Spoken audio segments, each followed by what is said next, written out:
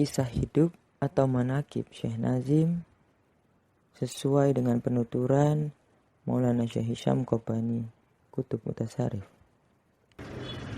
Maulana Syekh Sayyid Muhammad Nazim Adil Al-Kubrusi Al-Haqqani Qaddasallahu sirruh.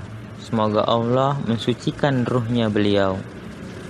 Beliau dilahirkan di Larnaca, Siprus pada hari Ahad, hari Minggu, tanggal 23 April tahun 1922 atau 26 Sya'ban tahun 1340 Hijriah.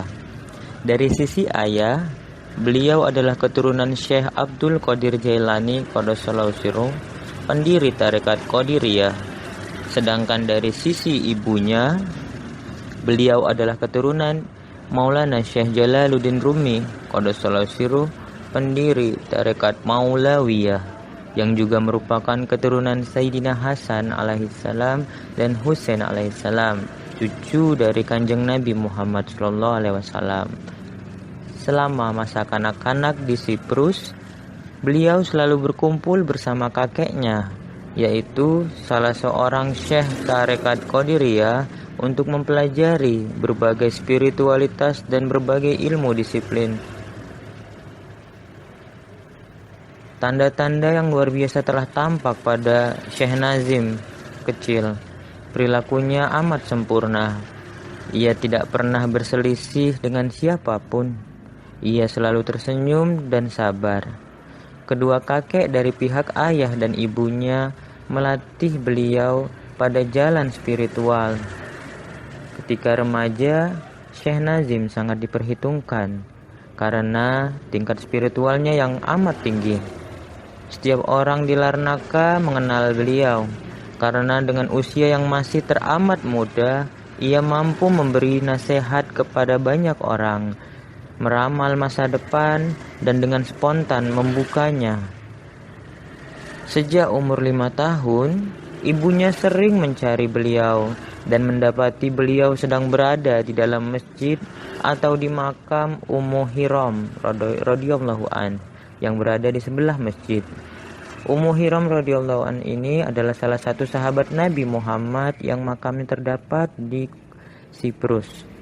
Banyak sekali peziarah yang datang ke sana karena tertarik akan pemandangan sebuah batu yang tergantung di atas makam tersebut. Ketika ibunya mengajak pulang, Syekh Nazim berkata, "Biarkan aku di sini dengan Ummu Hiram. Beliau adalah leluhur kita, Ibu." Biasanya Syekh Nazim terlihat sedang berbicara, mendengar atau menjawab seperti sedang berdialog dengan ahlul makam Ummu Hiram radhiyallahu an. Bila ada yang mengusiknya, beliau akan berkata, "Biarkan aku berdialog dengan nenekku yang berada di makam ini." Ayahnya mengirimkannya ke sekolah umum di siang hari, dan sore harinya ia mempelajari ilmu-ilmu agama. Syekh Nazim kecil adalah seorang anak yang jenius di antara teman-temannya. Setelah menamatkan sekolahnya yang setara sekolah menengah atas, Syekh Nazim menghabiskan malam harinya untuk mempelajari tarekat Maulawiyah dan Qadiriyah.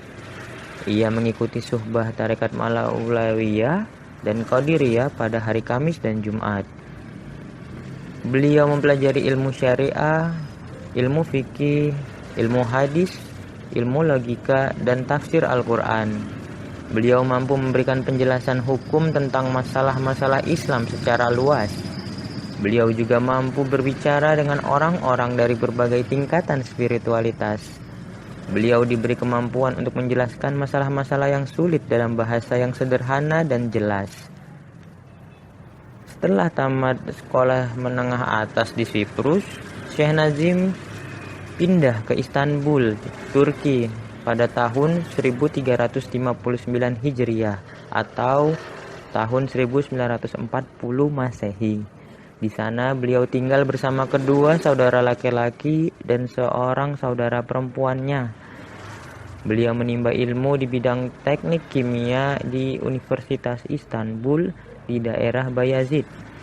Pada saat yang sama, Beliau memperdalam hukum Islam dan bahasa Arab pada gurunya Syekh Jamaluddin Al-Lasuni Qaddasallahu sirruh yang wafat pada tahun 1375 Hijriah atau sekitar tahun 1955 Masehi.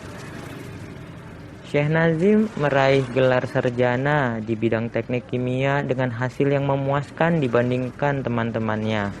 Ketika profesor di universitasnya memberi saran agar ia melanjutkan penelitiannya, ia mengatakan, "Aku tidak tertarik dengan ilmu-ilmu modern. Hatiku selalu tertarik pada ilmu-ilmu spiritual." Pada tahun pertamanya di Istanbul, ia bertemu dengan guru spiritual pertamanya, yaitu Syekh Sulaiman Arzurumi Qaddasallahu sirruh, seorang syekh dari tarekat Naqsyabandi yang wafat pada tahun 1368 Hijriah atau tahun 1948 Masehi. Sambil kuliah, Syekh Nazim belajar dengannya sebagai tambahan dari ilmu tarekat yang telah dimilikinya, yaitu tarekat Maulawiyah dan tarekat Qadiriyah. Biasanya beliau akan terlihat di Masjid Sultan Ahmad bertafakur sepanjang malam. Syekh Nazim Qaddasallahu sirruh menuturkan, "Di sana aku menerima berkah dan kedamaian hati yang luar biasa. Aku melakukan sholat subuh bersama kedua guruku, Syekh Sulaiman Arzurumi Qaddasallahu sirruh dan Syekh Jamaluddin Al-Lasuni Qaddasallahu sirruh. Mereka mengajariku dan meletakkan ilmu spiritual di dalam kalbuku. Aku mendapat banyak penglihatan spiritual agar pergi ke Damaskus, tetapi hal itu belum diizinkan. Aku sering melihat Nabi Muhammad SAW memanggilku ke hadiratnya. Ada keinginan yang mendalam agar aku meninggalkan segalanya dan pindah ke kota suci Nabi Muhammad SAW. Suatu hari, ketika keinginan hati ini semakin kuat, aku diberi penglihatan itu. Guruku, Syekh Sulaiman Arzurumi Qaddasallahu sirruh datang dan menepuk pundakku seraya mengatakan, 'Sekarang izin sudah turun. Rahasia-rahasia, amanat, dan ajaran spiritualmu bukan berada padaku. Aku menahanmu karena amanat sampai engkau siap bertemu dengan guru sejatimu yang juga guruku sendiri, yaitu Maulana Syekh Abdullah Ad-Dagestani Qaddasallahu sirruh. Beliau adalah pemegang kunci-kuncimu. Temuilah beliau di Damaskus. Izin yang kuberikan ini berasal dari Kanjeng Nabi Muhammad SAW." Syekh Sulaiman Arzurumi Qaddasallahu sirruh adalah salah satu dari 313 aulia tarekat Naqsyabandi yang merepresentasikan 313 Rasulullah. Penglihatan itu pun berakhir. Aku mencari guruku untuk menceritakan pengalaman itu. 2 jam kemudian, aku melihat Syekh menuju masjid. Aku berlari menghampirinya. Beliau membuka kedua tangannya dan berkata, "Wahai anakku, apakah kau bahagia dengan penglihatan itu?" Aku sadar bahwa beliau juga telah mengetahui semuanya. "Jangan tunda lagi. Segeralah berangkat ke Damaskus." Beliau bahkan tidak memberiku alamat atau informasi lainnya kecuali hanya sebuah nama, Syekh Abdullah Ad-Dagestani Qaddasallahu sirruh di Damaskus. Dari Istanbul menuju Aleppo, aku naik kereta. Selama di perjalanan, aku pergi dari satu masjid ke masjid lainnya untuk sholat, berkumpul dengan para ulama, dan menghabiskan waktu untuk beribadah dan bertafakur. Kemudian, aku menuju Hama, kota kuno mirip Aleppo. Aku berusaha untuk langsung menuju Damaskus, namun mustahil. Perancis yang saat itu menduduki Damaskus sedang mempersiapkan diri dari serangan Inggris. Jadi aku pergi ke Homs, di mana terdapat makam Khalid bin Walid radhiyallahu an, sahabat Nabi SAW di sana. Ketika aku masuk ke dalam masjid untuk sholat, seorang pelayan mendatangiku dan berkata, "Aku bermimpi tadi malam. Kanjeng Nabi Muhammad SAW mendatangiku. Beliau SAW mengatakan, salah satu cucuku akan datang esok hari. Jagalah dia demi aku." Beliau SAW memberi petunjuk bagaimana ciri-ciri cucunya yang sekarang aku lihat semua tanda-tandanya ada pada dirimu. Ia memberiku sebuah kamar di dalam masjid itu. Aku tinggal selama setahun di sana. Aku tidak pernah keluar kecuali untuk sholat dan duduk ditemani oleh dua ulama Homs yang mumpuni.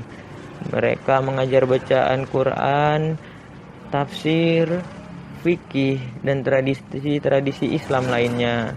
Mereka adalah Syekh Muhammad Ali Uyun As-Sud Qaddasallahu Sirruh dan Syekh Abdul Aziz Uyun As-Sud Qaddasallahu Sirruh. Di sana aku juga mengikuti pelajaran-pelajaran dari dua orang Syekh Naqsyabandi, yaitu Syekh Abdul Jalil Murad Qaddasallahu Sirruh dan Syekh Said As-Subai Qaddasallahu Sirruh. Hatiku semakin menggebu untuk segera tiba di Damaskus. Namun, karena perang masih berkecamuk, maka aku putuskan untuk menuju Tripoli di Lebanon.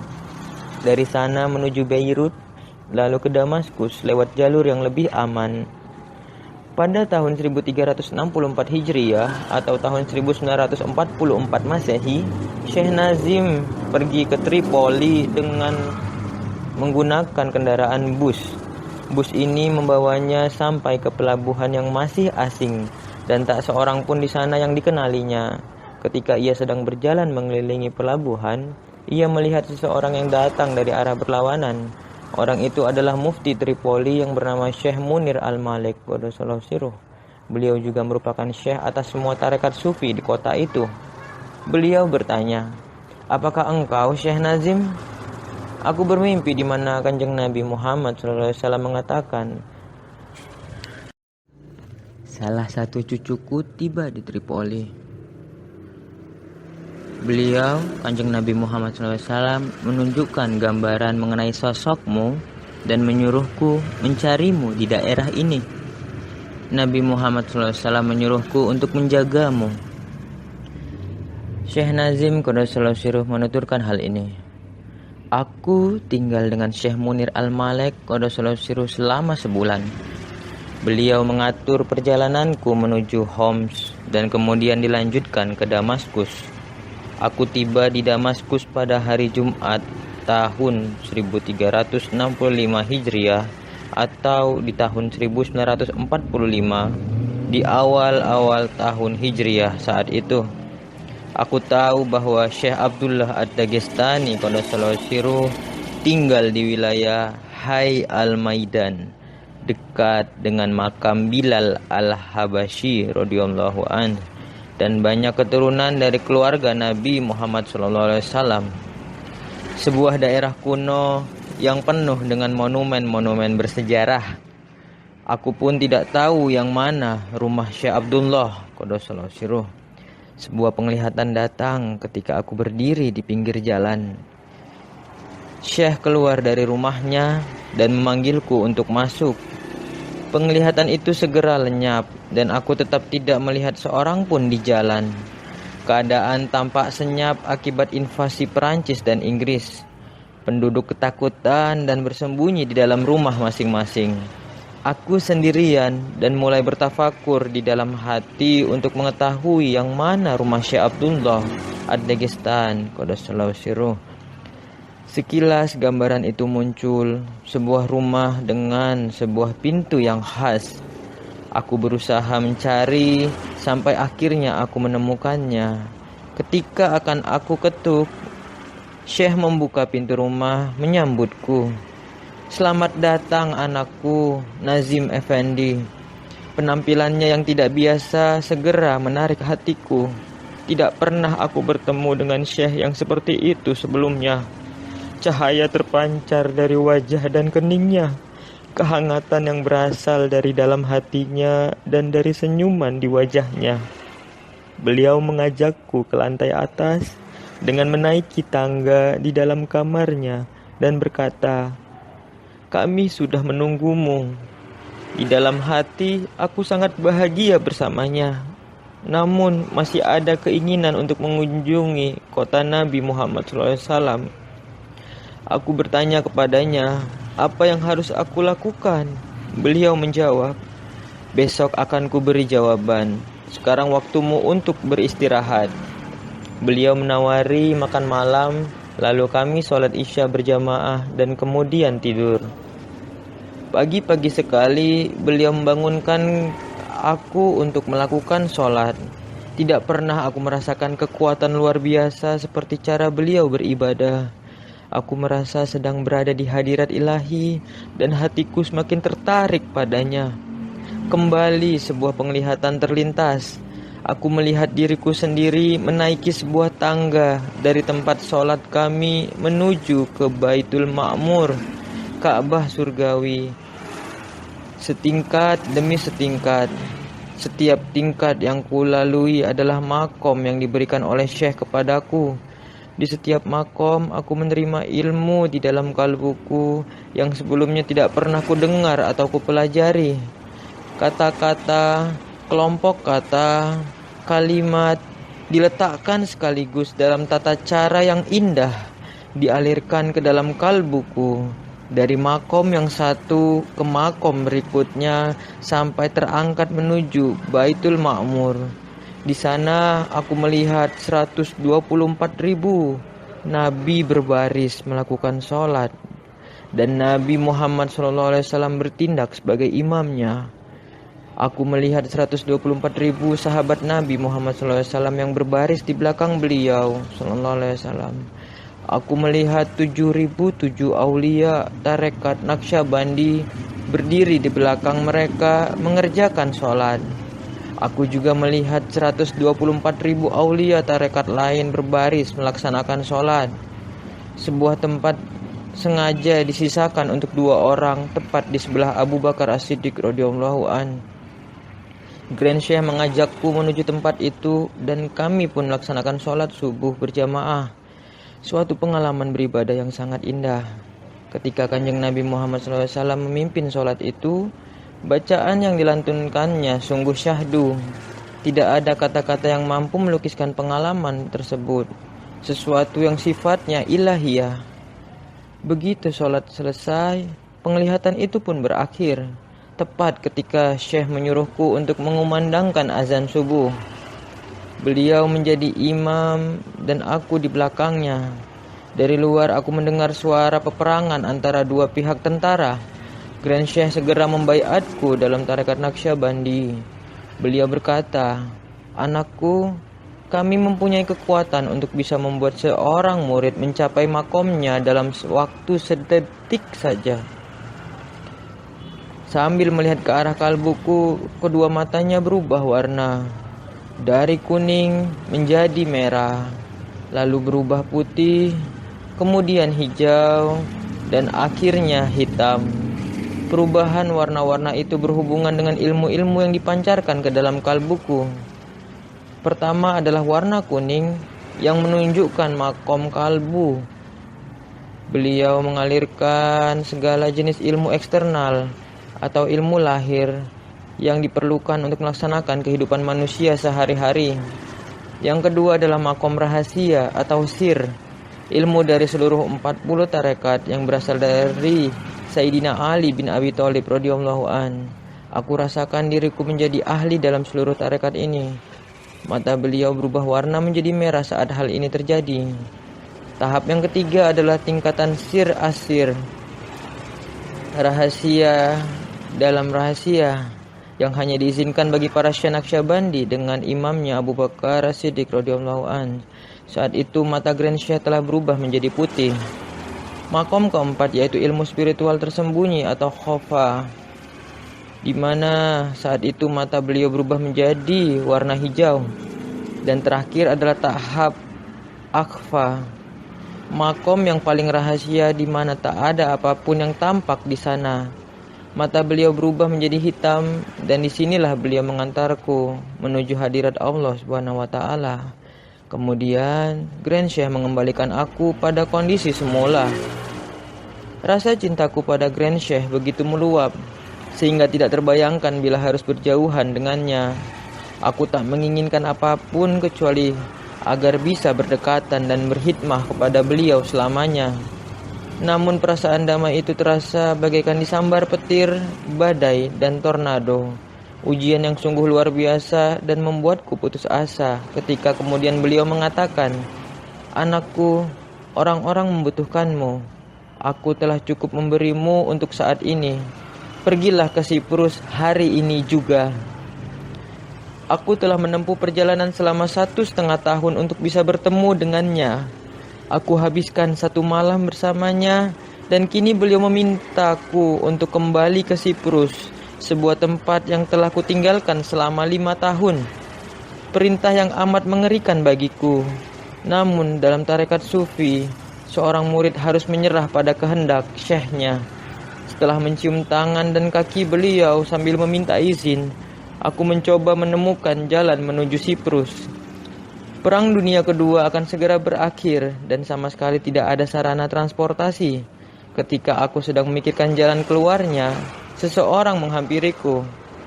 "Wahai Syekh, kau butuh tumpangan?" "Iya, kemana tujuanmu?" Aku balik bertanya. "Ke Tripoli," jawabnya.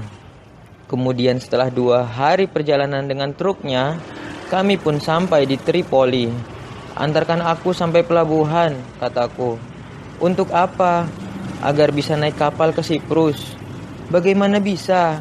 Tak ada yang bepergian lewat laut saat perang seperti ini." "Tidak apa-apa, antarkan aku ke sana." Ketika ia menurunkan aku di pelabuhan, aku kembali terkejut ketika Syekh Munir Al-Malek Qaddasallahu Sirruh menghampiriku.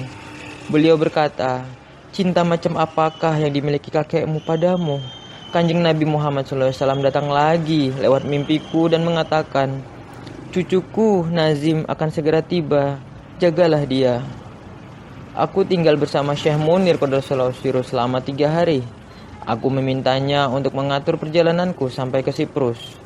Beliau telah berusaha, namun karena keadaan perang dan minimnya bahan bakar, maka hal itu sangat mustahil. Akhirnya hanya ada sebuah perahu. "Kau bisa pergi, tetapi amat berbahaya," kata Syekh Munir pada Sirruh. "Tetapi aku harus pergi. Ini adalah perintah Syekhku." Syekh Munir membayar sejumlah uang kepada pemilik perahu untuk membawaku. Kami berlayar selama 7 hari agar sampai ke Siprus yang biasanya hanya makan waktu 2 hari saja dengan perahu bermotor. Segera setelah sampai di daratan Siprus, penglihatan spiritual terlintas dalam hatiku. Aku merasa Grand Syekh Abdullah Ad-Dagestani Qaddasallahu Sirruh mengatakan padaku, "Wahai anakku, tidak seorang pun mampu menahanmu membawa amanatku. Engkau telah banyak mendengar dan menerima. Mulai detik ini, aku akan selalu dapat terlihat olehmu. Setiap kali kau arahkan kalbumu kepadaku, aku akan selalu berada di sana. Segala pertanyaan yang kau ajukan akan dijawab langsung dari hadirat ilahi. Segala tingkatan spiritual yang ingin kau capai akan dianugerahkan kepadamu karena kepasrahan dirimu sepenuhnya. Semua aulia puas denganmu. Kanjeng Nabi Muhammad SAW pun bahagia terhadap dirimu." Ketika hal itu terjadi, aku merasakan Syekh ada di sisiku, dan sejak saat itu beliau tidak pernah meninggalkan aku. Beliau selalu berada di sampingku. Syekh Nazim mulai menyebarkan bimbingan spiritual dan mengajar agama Islam di Siprus. Banyak murid yang mendatangi beliau dan menerima tarekat Naqsyabandi. Namun sayang, waktu itu semua agama dilarang di Turki, dan karena beliau berada di dalam komunitas orang-orang Turki di Siprus, agama pun dilarang di sana. Bahkan mengumandangkan azan pun tidak diperbolehkan. Langkahnya yang pertama adalah menuju masjid di tempat kelahirannya dan mengumandangkan azan di sana. Akibatnya, ia segera dimasukkan ke dalam penjara selama seminggu. Setelah dibebaskan, Syekh Nazim pergi ke masjid besar di Nikosia dan mengumandangkan azan di menaranya. Hal itu membuat para pejabat marah dan ia dituntut atas pelanggaran hukum. Sambil menunggu sidang, Syekh Nazim terus mengumandangkan azan di menara-menara masjid di seluruh Nikosia, sehingga tuntutannya pun terus bertambah. Ada 114 kasus yang menunggunya. Pengacara menasihatinya untuk berhenti melakukan azan, namun Syekh Nazim mengatakan, "Tidak, aku tidak bisa berhenti. Orang-orang harus mendengar panggilan untuk sholat." Hari persidangan pun tiba. Jika tuntutan 114 kasus itu terbukti, ia bisa dihukum 100 tahun penjara.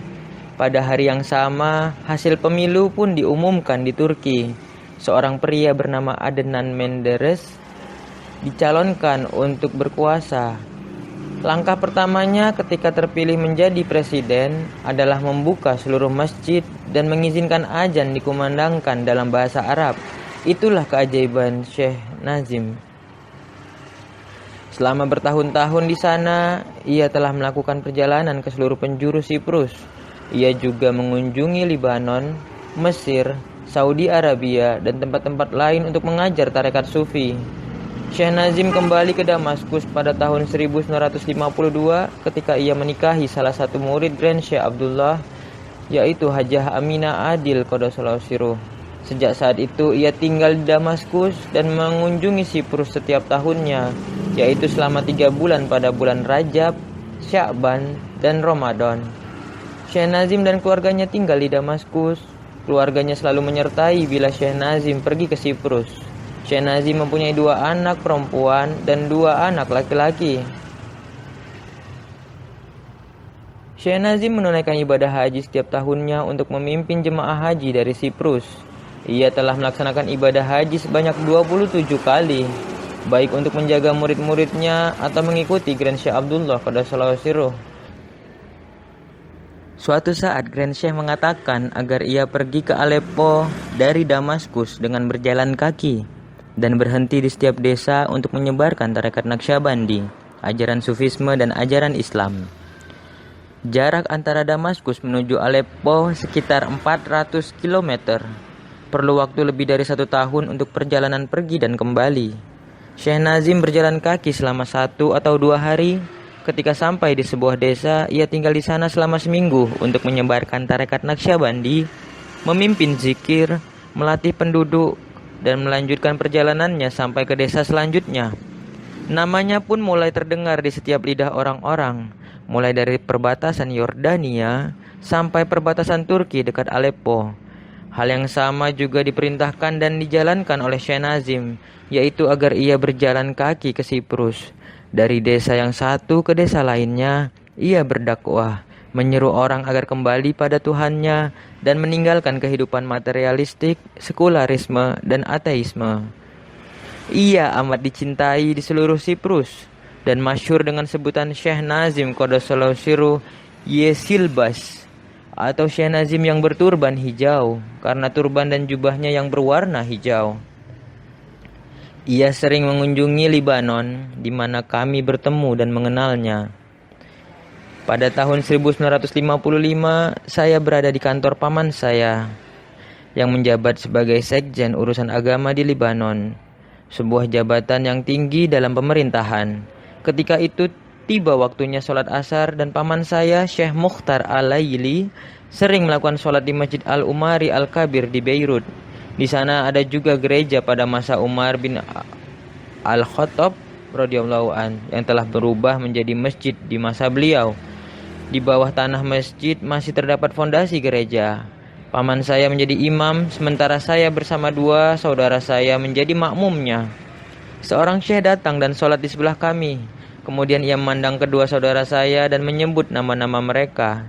Selanjutnya ia menoleh ke arah saya dan menyebutkan nama saya. Kami amat terkejut karena kami tidak saling mengenal sebelumnya. Paman saya juga tertarik padanya. Itulah pertama kali kami bertemu Syekh Nazim. Kakak tertua saya bersikeras untuk mengajak Syekh Nazim dan paman untuk menginap di rumah kami. Syekh Nazim mengatakan, "Aku dikirim oleh Syekh Abdullah Al-Faizid Dagestani. Beliau yang mengatakan setelah sholat asar nanti, yang berada di sebelah kananmu bernama ini dan yang lain bernama ini. Ajaklah mereka masuk tarekat Naqsyabandi. Mereka akan menjadi pengikut kita." Kami masih amat muda dan kagum akan caranya mengetahui nama-nama kami. Sejak saat itu ia mengunjungi Beirut secara rutin. Kami pergi ke Damaskus setiap minggunya dengan cara memohon pada ayah kami agar diizinkan mengunjungi Grand Syekh. Saya dan saudara saya menerima banyak ilmu spiritual dan menyaksikan kekuatan-kekuatan ajaib yang dialirkan ke dalam kalbu kami.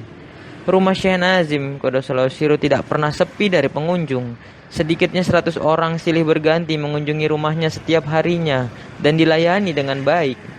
Rumahnya dekat dengan rumah Grand Syekh di Jabal Qosyun, sebuah pegunungan yang tampak dari kotanya di sebelah tenggara Damaskus. Rumah semen beliau sangat sederhana.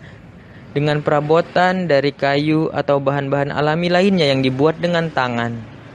Mulai tahun 1974, beliau mengunjungi Eropa dari Siprus menuju London dengan pesawat dan kembalinya dengan mengendarai mobil lewat jalan darat. Ia melanjutkan pertemuan dengan setiap kalangan masyarakat dari berbagai daerah, bahasa, adat, sampai keyakinan yang berbeda-beda. Orang-orang mulai mengucap kalimat tauhid dan bergabung dengan tarekat sufi dan belajar tentang rahasia-rahasia spiritual darinya. Senyum dan wajahnya yang bersinar amat dikenal di seluruh benua Eropa dan disayangi karena membawa cita rasa spiritualitas yang sebenarnya dalam kehidupan bermasyarakat. Tahun-tahun selanjutnya, ia melakukan perjalanan dengan berjalan kaki di wilayah negara Turki. Sejak tahun 1978, ia menghabiskan 3-4 bulan di setiap daerah di Turki. Dalam setahun ia bepergian di daerah Istanbul, Yalova, Bursa, Eskişehir, dan Ankara. Di lain kesempatan ia mengunjungi Konya, Isparta, dan Kırşehir.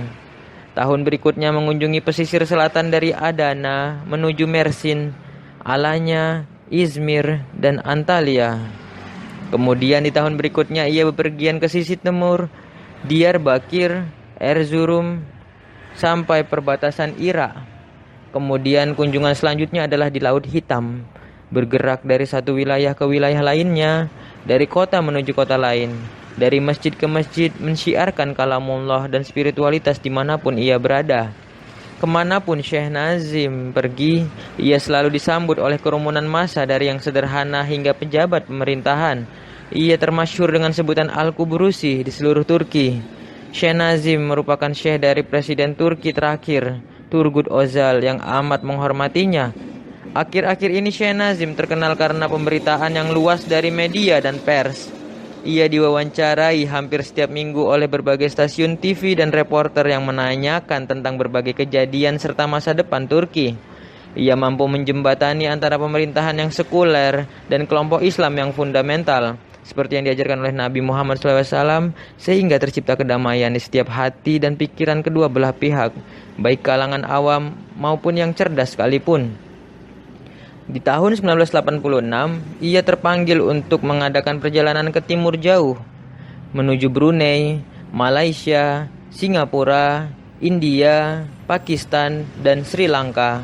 Ia diterima dengan baik oleh para sultan, presiden, anggota parlemen, pejabat pemerintah, dan tentu saja rakyat pada umumnya. Ia disebut sebagai orang suci zaman ini di Brunei Darussalam. Ia disambut dengan keramahan warga dan khususnya oleh Sultan Haji Hasan Al-Bolkiah. Ia digolongkan sebagai salah satu syekh terbesar tarekat Naqsyabandi di Malaysia. Di Pakistan, ia dikenal sebagai pembangkit tarekat Sufi dan ia mempunyai ribuan murid di sana. Di Sri Lanka, muridnya lebih dari 20.000 orang, dari kalangan pemerintahan maupun rakyat biasa. Di kalangan Muslim Singapura, ia juga amat dihormati. Pada tahun 1991, untuk pertama kalinya, beliau mengunjungi Amerika.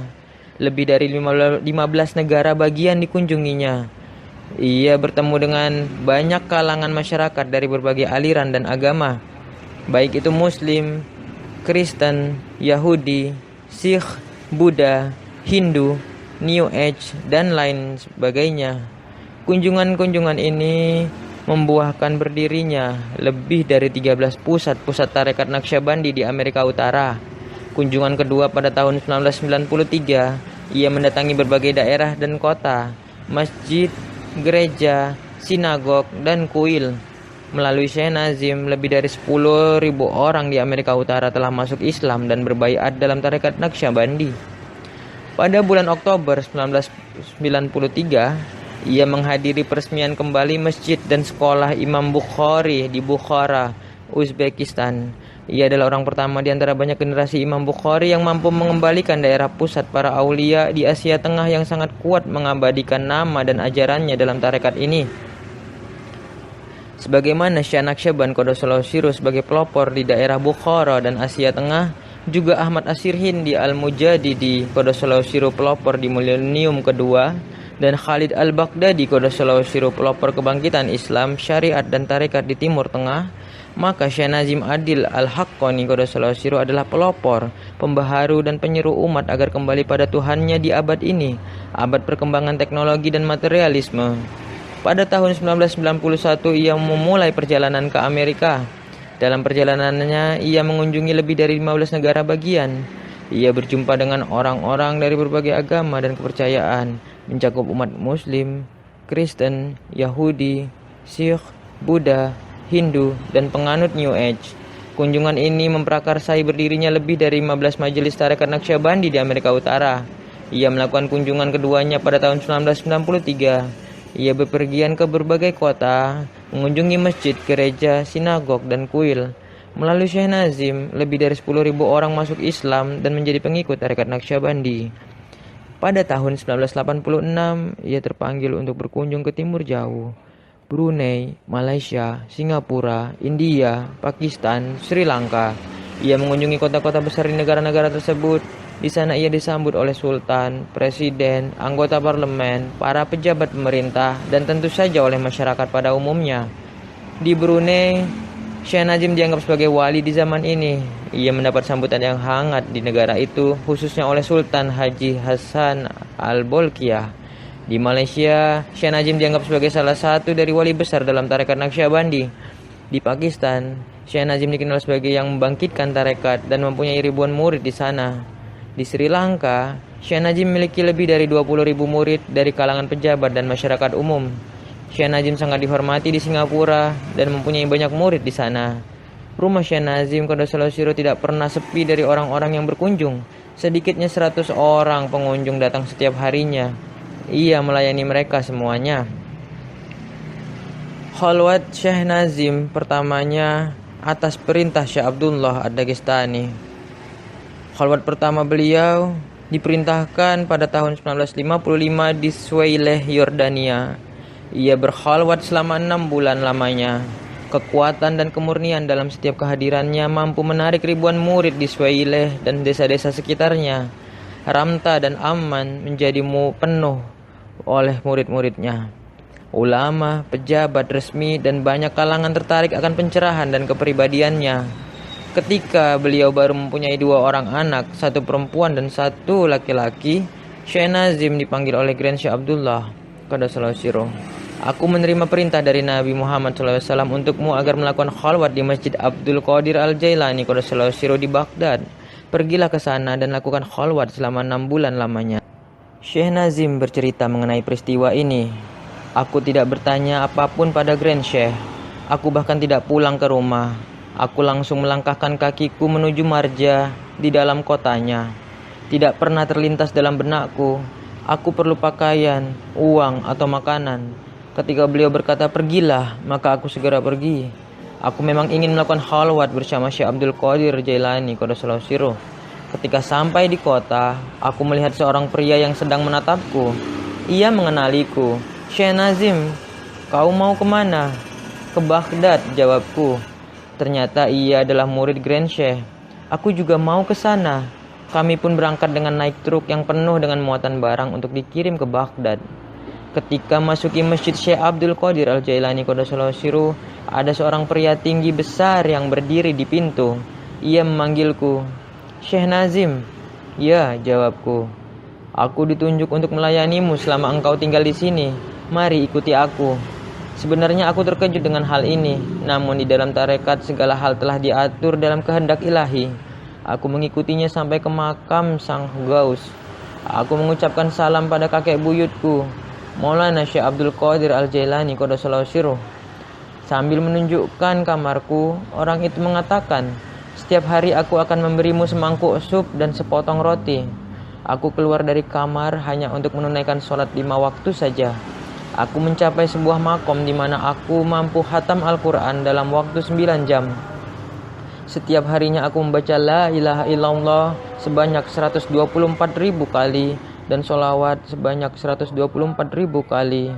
Ditambah membaca seluruh Dalail Khairat dan membaca 313.000 kali Allah, Allah, dan seluruh ibadah yang dibebankan kepadaku.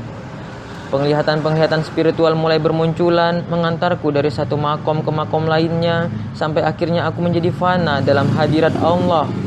Suatu hari aku mendapat penglihatan bahwa Syekh Abdul Qadir Jailani Qaddasallahu sirruh memanggilku menuju makamnya. Beliau berkata, "Wahai cucuku, aku sedang menunggumu di makamku, datanglah." Aku bergegas mandi, sholat 2 rakaat dan berjalan menuju makamnya yang hanya beberapa langkah dari kamarku. Sampai di sana, aku mulai melakukan muraqabah. Assalamualaikum ya jaddi. Semoga kedamaian tercurah padamu, wahai kakekku. Segera aku melihat beliau keluar dari makam dan berdiri di sampingku. Di belakang beliau ada sebuah singgasana indah yang dihiasi batu-batu mulia. Beliau berkata, "Mendekatlah dan duduklah bersamaku di singgasana itu." Kami duduk layaknya seorang kakek dan cucunya. Beliau tersenyum dan mengatakan, "Aku bahagia denganmu, Nazim Effendi.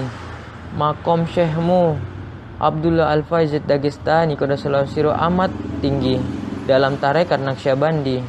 Aku ini kakekmu. Sekarang aku turunkan padamu langsung dariku kekuatan yang dipegang oleh Al-Gaus. Aku memberi baiat untukmu dalam tarekat Qadiriyah sekarang." Kemudian Grand Syekh nampak di hadapanku. Nabi Muhammad SAW pun hadir. Juga Syekh Naqsyaband Qaddasallahu sirruh, Syekh Abdul Qadir Jailani Qaddasallahu sirruh berdiri memberi hormat pada Kanjeng Nabi Muhammad SAW serta para syekh yang hadir. Aku pun turut melakukannya. Beliau berkata, "Wahai Kanjeng Nabi Muhammad SAW, ya Rasulullah SAW, aku adalah kakek dari cucuku ini. Aku bahagia dengan kemajuannya dalam tarekat Naqsyabandi. Dan aku ingin menambahkan tarekat Naqsyabandi pada makomku." Nabi Muhammad SAW tersenyum dan memandang Syekh Naqsyaband Qaddasallahu sirruh. Selanjutnya Syekh Naqsyaband Qaddasallahu sirruh memandang pada Grand Syekh Abdullah Qaddasallahu sirruh.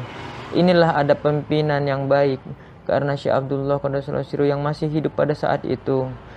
Grand Syekh menerima rahasia tarekat Naqsyabandi yang diterima beliau dari Syekh Naqsyaband Qaddasallahu sirruh melalui silsilah Nabi Muhammad SAW dari Sayyidina Abu Bakar As-Siddiq radhiyallahu an, agar ditambahkan pada makom Syekh Abdul Qadir Al-Jailani Qaddasallahu sirruh.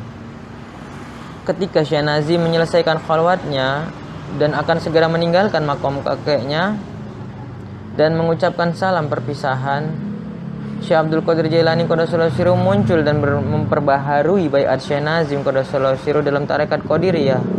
Beliau berkata, "Cucuku, aku akan memberimu kenang-kenangan karena telah berkunjung ke sini." Beliau memeluk Syekh Nazim Qaddasallahu sirruh dan memberinya 10 buah koin yang merupakan uang yang berlaku semasa beliau hidup. Koin itu masih disimpan oleh Syekh Nazim sampai sekarang.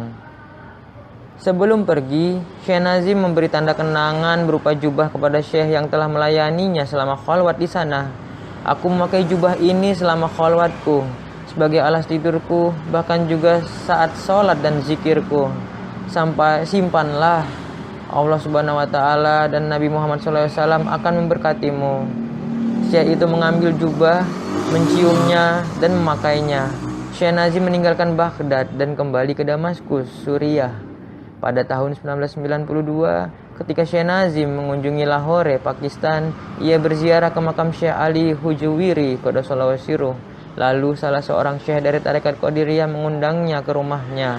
Syekh Nazim menginap di sana. Setelah sholat subuh, tuan rumah itu berkata, "Wahai Syekh, aku memintamu menginap malam ini untuk menunjukkan sebuah jubah berharga yang telah kami warisi sejak 27 tahun yang lalu. Jubah ini diwariskan dari seorang syekh besar tarekat Qadiriyah dari Baghdad sampai akhirnya berada di tangan kami. Semua syekh kami menyimpan dan menjaganya karena dulunya ini adalah jubah pribadi dari Al-Gaus pada masa itu." Seorang syekh Turki dari tarekat Naqsyabandi berkhalwat di masjid dan makam Syekh Abdul Qadir Jailani Qaddasallahu sirruh. Setelah selesai, ia memberikan jubah ini sebagai hadiah karena sudah melayaninya selama khalwat. Menjelang wafatnya, Syekh Qadiriyah pemegang jubah ini mengatakan pada penerusnya agar menjaga jubahnya, karena siapapun yang mengenakan jubahnya, semua penyakitnya akan hilang. Setiap murid yang mengenakan jubah ini dalam perjalanannya menuju hadirat ilahi akan mudah terangkat dalam tingkat kasyaf. Ia membuka lemari dan memperlihatkan sebuah jubah yang disimpan di kotak kaca. Ia keluarkan jubah itu. Syekh Nazim tersenyum melihatnya. Syekh Qadiriyah itu bertanya pada Syekh Nazim, apakah sebenarnya ini Syekh? Syekh Nazim menjawab, ini membuatku bahagia.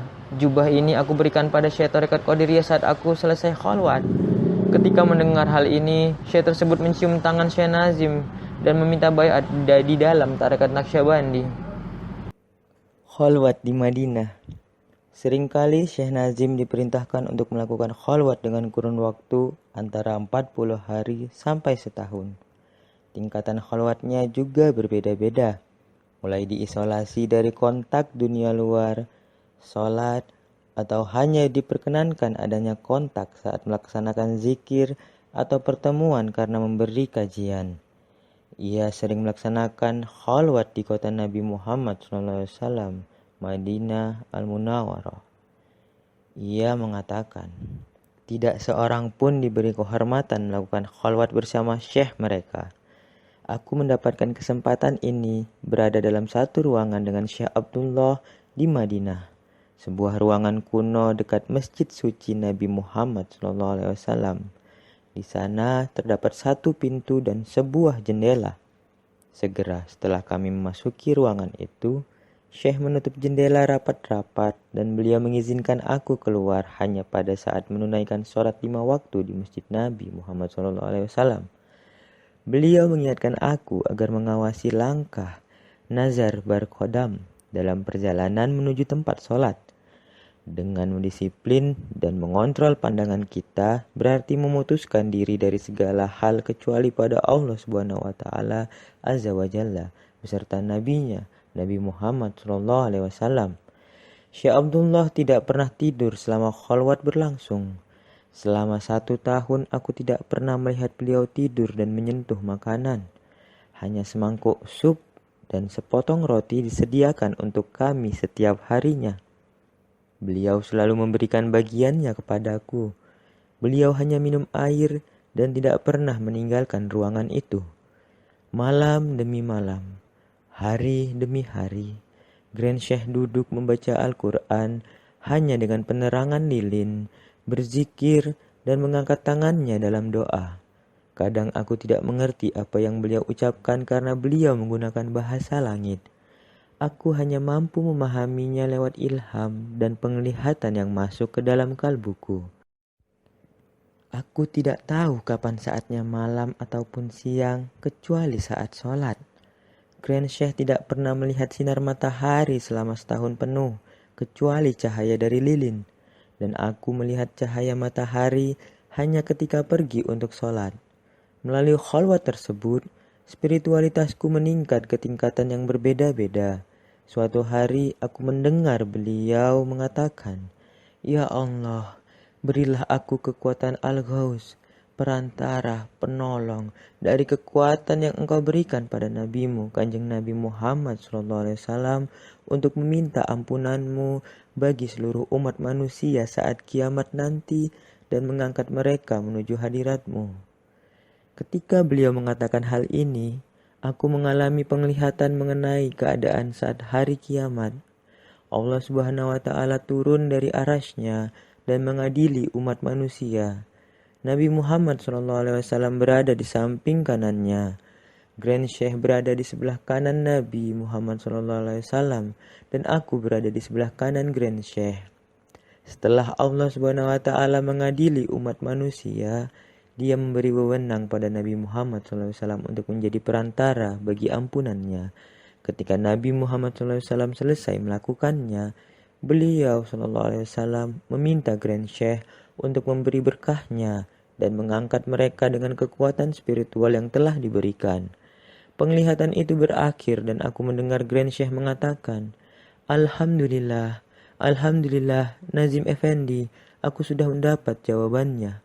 Suatu hari setelah selesai sholat subuh, Grand Syekh mengatakan, "Nazim Effendi, lihat, kemana harus kulihat? Atas, bawah, kanan, atau kiri?" Ternyata ada di bagian kalbu beliau. Sebuah penglihatan muncul. Aku melihat Syekh Abdul Khaliq Al-Gujdwani, Qaddasallahu sirruh, muncul dengan tubuh fisiknya dan mengatakan padaku, "Wahai anakku, Syekhmu memang unik. Tidak ada yang seperti dirinya sebelumnya. Kemudian kami diajak beliau ke tempat lain di bumi ini. Allah Subhanahu wa Ta'ala memintaku untuk pergi ke batu itu dan memukulnya sambil menunjuk sebuah batu. Ketika beliau memukulnya, sebuah semburan air memancar deras keluar dari batu itu. Beliau berkata, air itu akan terus memancar seperti ini sampai kiamat nanti. Dan Allah Subhanahu wa Ta'ala mengatakan padaku bahwa pada setiap tetes air ini, Dia menciptakan suatu malaikat bercahaya yang akan selalu memujinya sampai kiamat nanti. Allah Subhanahu wa Ta'ala berfirman, wahai hambaku, Abdul Khaliq Al-Gujdwani, tugasmu adalah memberi nama malaikat-malaikat ini dengan nama yang berbeda dan tidak boleh ada pengulangan. Hitunglah berapa kali pujian-pujian mereka, kemudian bagikan pada seluruh pengikut tarekat Naqsyabandi. Itulah tanggung jawabmu. Aku takjub terhadap beliau beserta tugas luar biasa yang diembannya. Penglihatan itu terus berlanjut serasa menghujaniku. Pada hari terakhir khalwat kami setelah sholat subuh, aku mendengar suara-suara dari arah luar ruangan kami. Suara orang dewasa dan suara anak-anak menangis. Tangisan itu semakin menjadi-jadi dan berlangsung selama berjam-jam. Aku tidak tahu siapa yang menangis karena tidak diizinkan untuk melihatnya. Grand Sheikh bertanya, Nazim Effendi, tahukah kamu siapa yang sedang menangis? Walaupun aku tahu bahwa itu bukan tangisan manusia, namun aku menjawab, wahai Syekh, engkaulah yang lebih mengetahuinya. Setan mengumumkan pada kelompoknya bahwa 2 manusia di bumi ini telah lolos dari kendalinya. Kemudian aku melihat setan dan bala tentaranya telah dirantai dengan rantai surgawi untuk mencegah mereka mendekati Syekh dan aku. Penglihatan itu berakhir. Grand Syekh meletakkan tangannya di dadaku sambil mengatakan, Alhamdulillah, Kanjeng Nabi Muhammad SAW bahagia terhadapmu. Beliau juga bahagia denganku. Lalu aku melihat Nabi Muhammad SAW beserta 124.000 nabi-nabi lain, 124.000 sahabat-sahabatnya, 7.007 aulia-aulia Naqsyabandi, 313 aulia agung, 5 kutub dan al-gaus. Semuanya memberi selamat kepadaku. Mereka mengalirkan ilmu spiritual mereka ke dalam kalbuku. Aku mewarisi dari mereka rahasia-rahasia tarekat Naqsyabandi dan 40 tarekat-tarekat lainnya. Keramat Syekh Nazim Qaddasallahu Sirruh. Pada tahun 1971, Syekh Nazim seperti biasa, ia berada di Siprus selama 3 bulan. Di bulan Rajab, Sya'ban, dan Ramadan. Suatu hari di bulan Sya'ban, kami mendapat telepon dari bandara di Beirut. Ternyata dari Syekh Nazim yang meminta kami untuk menjemputnya. Kami terkejut karena tidak mengira ia akan datang. Aku diminta oleh Nabi Muhammad SAW untuk menemui kalian hari ini karena ayah kalian akan wafat. Aku yang akan memandikan jenazahnya, mengkafani dan menguburkannya lalu kembali ke Siprus. Oh Syekh, ayah kami dalam keadaan sehat. Tidak ada sesuatu terjadi padanya. Itulah yang dikatakan padaku. Jawabnya dengan amat yakin. Kami pun menyerah saja karena apapun yang dikatakan Syekh, kami harus menerimanya. Ia meminta kami mengumpulkan seluruh keluarga untuk melihat ayah kami terakhir kalinya. Kami mempercayainya dan melaksanakan permintaannya, walaupun ada yang terkejut dan ada yang tidak mempercayainya saat kami menghubunginya. Ada yang hadir dan ada pula yang tidak. Ayah saya tidak mengetahui masalah ini, hanya melihat kunjungan keluarga sebagai hal yang biasa. Pukul 7 kurang 1/4. Syekh Nazim berkata, aku harus naik ke apartemen ayahmu untuk membaca surat Yasin tepat ketika beliau wafat. Lalu ia naik dari flat kami di bawah. Ayah saya memberi salam pada Syekh Nazim, lalu mengatakan, wahai Syekh Nazim, sudah lama kami tidak mendengarmu membaca Al-Quran. Maukah kau melakukannya untuk kami? Syekh Nazim pun mulai membaca surat Yasin. Ketika ia selesai membacanya, jarum jam menunjukkan tepat pukul 7. Persis ketika ayahku berteriak, jantungku, jantungku. Kami merebahkan beliau.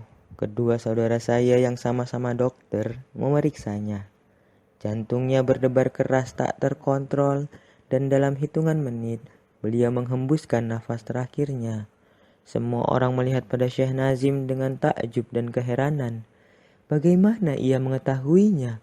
Wali macam apakah dia? Bagaimana bisa dari Siprus ia datang hanya untuk hal ini? Rahasia seperti apakah yang ada di dalam kalbunya? Rahasia yang disimpannya adalah berkat rahmat Allah Subhanahu wa taala pada beliau. Allah Subhanahu wa taala memberi wewenang untuk kekuatan dan ramalan karena ia melihara keikhlasan, ketaatan, dan kesetiaan pada agama Allah. Ia menjaga kewajiban dan ibadahnya. Ia menghormati Al-Quran. Ia sama dengan seluruh aulia Naqsyabandi sebelumnya, seperti halnya seluruh aulia tarekat lain dan para leluhurnya, Syekh Abdul Qadir Jailani Qaddasallahu sirruh dan Jalaluddin Rumi Qaddasallahu sirruh dan Muhyiddin Ibnu Arabi Qaddasallahu sirruh yang menaati tradisi-tradisi Islam selama 1400 tahun. Dengan cinta ilahi itu, ia akan dianugerahi ilmu ilahiyah, kebijaksanaan, spiritualitas, dan segala hal. Ia akan menjadi orang yang mengetahui masa lalu, saat ini, dan masa depan. Kami merasa terperangkap di antara dua emosi. Pertama, karena tangis kesedihan kami karena wafatnya ayah kami. Dan yang kedua, bahagia atas apa yang dilakukan oleh guru kami pada almarhum ayah kami. Kedatangannya demi ayah kami pada akhir hayatnya tidak akan pernah kami lupakan. Ia mandikan jasad ayah dengan tangannya yang suci. Setelah semua tugas dijalankan, ia kembali lagi ke Siprus tanpa ditunda. Suatu hari Syekh Nazim mengunjungi Libanon selama 2 bulan pada musim haji. Gubernur kota Tripoli, Libanon yang bernama Ashar Ad-Danya merupakan pemimpin resmi sebuah kelompok haji. Ia menawari Syekh Nazim untuk pergi bersama menunaikan ibadah haji. Syekh berkata, "Aku tidak bisa pergi denganmu, tetapi insya Allah kita akan bertemu di sana." Gubernur tetap memaksa, "Jika engkau pergi, pergilah denganku. Jangan pergi dengan orang lain." Syekh Nazim menjawab, "Aku tidak tahu apakah aku akan pergi atau tidak." Ketika musim haji telah usai dan gubernur telah kembali, ia segera menuju ke rumah Syekh Nazim. Di hadapan sekitar 100 orang kami mendengar ia mengatakan, "Wahai Syekh Nazim, mengapa engkau pergi dengan orang lain dan tidak bersama kami?" Kami pun menjawab, "Syekh tidak pergi haji. Ia bersama kami di sini selama 2 bulan berkeliling Libanon." Gubernur berkata lagi, "Tidak, ia pergi haji. Kami punya saksi-saksi." Sewaktu itu, aku sedang tawaf dan Syekh Nazim mendatangiku lalu mengatakan, "Oh Ashar, kau di sini?" Aku mengiyakan dan kami melakukan tawaf bersama-sama. Ia menginap di hotel kami di Mekah dan menghabiskan siang hari bersama di tenda kami di Arafat. Ia juga menginap bersama aku di Mina selama 3 hari. Lalu ia mengatakan, "Aku harus ke Madinah mengunjungi Kanjeng Nabi Muhammad SAW." Kemudian kami memandang Syekh Nazim yang menampakkan senyum khasnya dan seakan-akan mengatakan, "Itulah kekuatan yang dianugerahkan Allah Subhanahu wa taala kepada para aulianya. Bila mereka berada di jalannya, meraih cintanya dan hadiratnya, Allah Subhanahu wa taala akan menganugerahi segala hal." Oh Syekhku, keramat yang kau tunjukkan kepada kami adalah sangat luar biasa. Tidak pernah aku melihatnya sepanjang hidupku. Aku ini seorang politikus. Aku percaya pada akal dan logika. Kini aku harus mengakui bahwa engkau bukanlah orang biasa. Engkau mempunyai kekuatan yang istimewa, sesuatu yang Allah sendiri anugerahkan kepadamu. Gubernur itu mencium tangan Syekh Nazim dan meminta baiat dalam tarekat Naqsyabandi.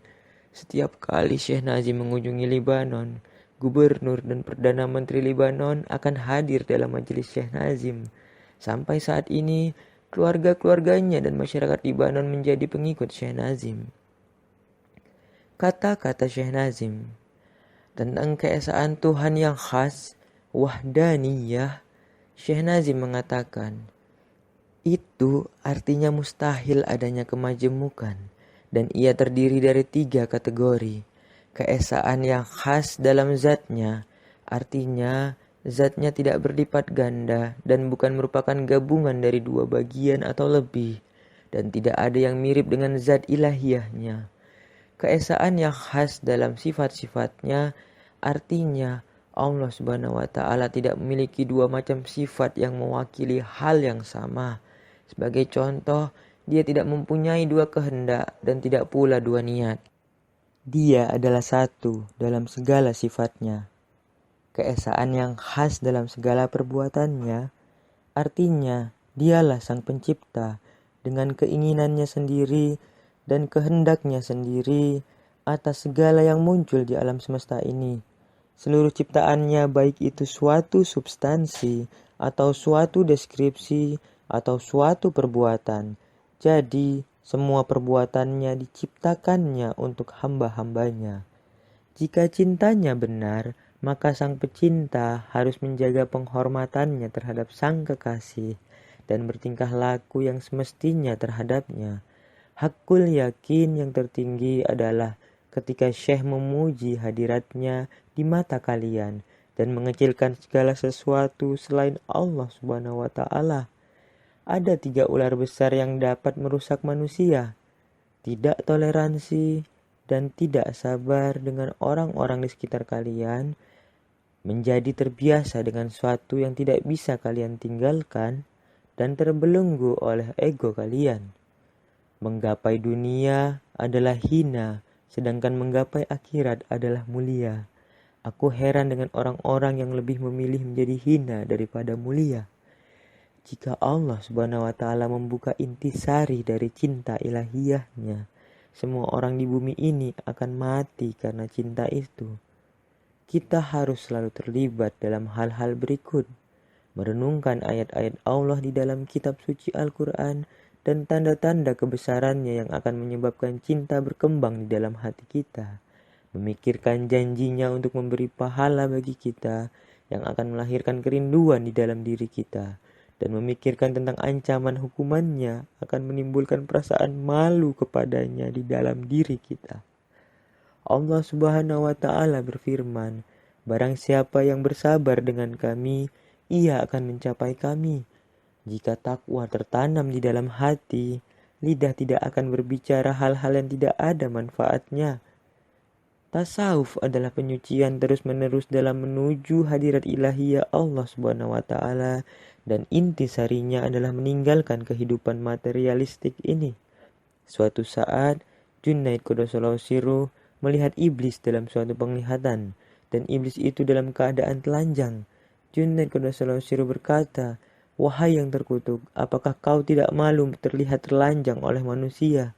Ia menjawab, "Oh Junaid, mengapa aku harus malu kepada orang-orang, sementara mereka sendiri tidak merasa malu pada dirinya sendiri?"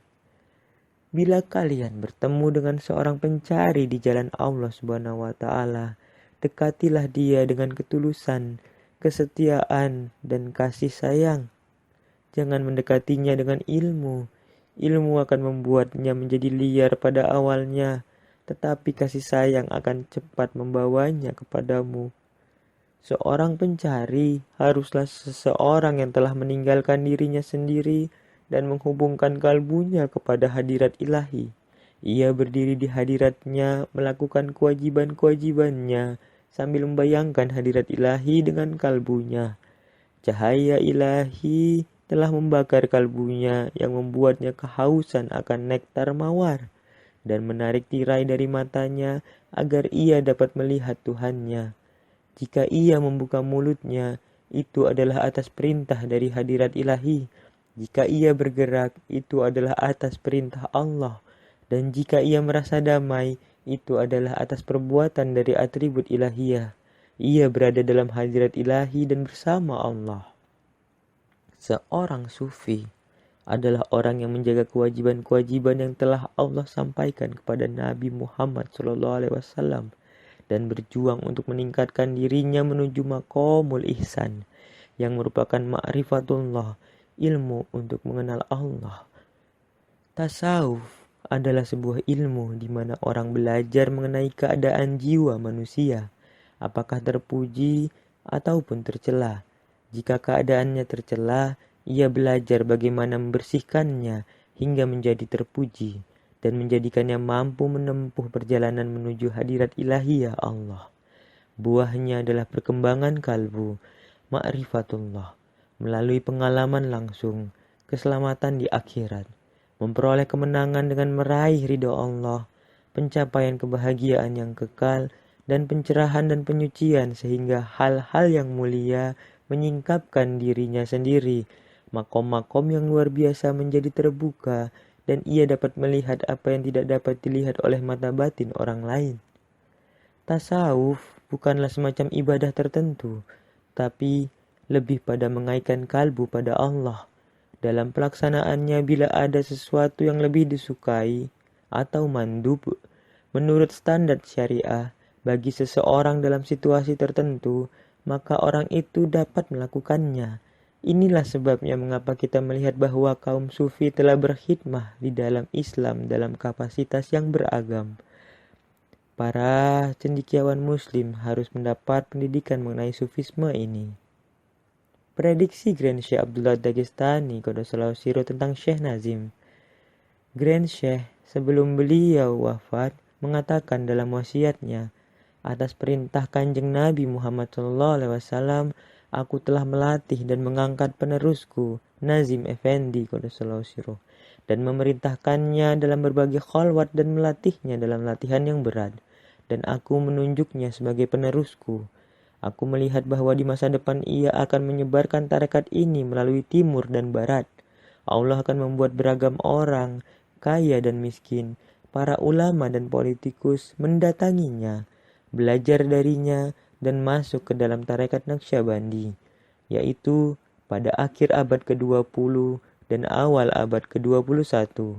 Tarekat ini akan menyebar ke seluruh dunia, sehingga tidak ada satu benua pun yang tidak mendapatkan harum wanginya. Aku melihatnya membangun dan mendirikan markas yang besar di London, dan dari sana ia akan menyebarkan tarekat ini ke Eropa, Timur Jauh, dan Amerika. Ia akan menyebarkan keikhlasan, cinta, kesalehan, harmoni, dan kebahagiaan di tengah masyarakat, dan mereka akan meninggalkan kejahatan, terorisme, dan politik. Ia akan menyebarkan ilmu tentang kedamaian dalam hati, ilmu tentang kedamaian dalam masyarakat, ilmu tentang perdamaian di antara bangsa-bangsa, agar peperangan dan pergulatan dapat dihentikan dari dunia ini dan perdamaian menjadi faktor yang dominan. Aku melihat generasi muda mendatanginya dari berbagai penjuru dunia, meminta restu dan berkahnya. Ia akan memperlihatkan kepada mereka jalan untuk menjaga kewajiban-kewajiban mereka dalam tradisi Islam, menjadi moderat, hidup damai dengan setiap orang dengan agama-agama yang berbeda, meninggalkan kebencian dan permusuhan. Agama adalah bagi Allah SWT, dan Allah adalah hakim bagi hamba-hambanya. Prediksi itu telah terjadi sebagaimana yang digambarkan oleh Grand Syekh Abdullah Qaddasallahu Sirruh. Setelah Grand Syekh wafat pada tahun 1973, Maulana Syekh Nazim melakukan perjalanan pulangnya yang pertama ke Turki, mengunjungi bursa. Kemudian ia pergi ke London. Banyak generasi muda, terutama pengikut John Bennett, datang menemuinya. Ketika mulai banyak orang yang berdatangan untuk mendengarnya, ia mendirikan pusat dakwah pertamanya di sana pada tahun 1974. Setelah kunjungan pertamanya, ia melanjutkan kunjungannya setiap tahun ke Inggris dan benua Eropa selama dan setelah Ramadan. Tarekat ini menyebar dengan cepat, menembus seluruh Eropa, juga Amerika, Kanada, dan Amerika Selatan. Ia membuka 3 pusat dakwah di London untuk melatih orang-orang di jalan spiritualitas, menghilangkan depresi mereka, dan mengangkat mereka ke dalam keadaan damai di hati mereka. Dakwahnya berlanjut ke seluruh bagian Eropa, Afrika Utara, Afrika Selatan, negara-negara Teluk, Amerika Utara dan Selatan, serta sub-benua India, Asia Tenggara, Rusia, dan beberapa daerah di Cina, Australia, dan Selandia Baru. Anda mungkin tidak akan menemukan di negeri-negeri yang telah kami sebutkan atau negeri-negeri yang belum kami sebutkan, suatu tempat di mana sentuhan Syekh Nazim tidak dirasakan. Inilah yang membedakannya dengan semua wali lainnya yang masih hidup sekarang dan semua wali yang hidup sebelumnya. Anda akan menemukan berbagai bahasa digunakan di dalam majelisnya. Setiap tahun di bulan Ramadan, sebuah pertemuan besar diadakan di London. Lebih dari 5.000 orang dari seluruh dunia menghadirinya. Sebagaimana firman Allah Subhanahu wa taala, "Kami menjadikan kamu berbangsa-bangsa dan bersuku-suku supaya kamu saling mengenal."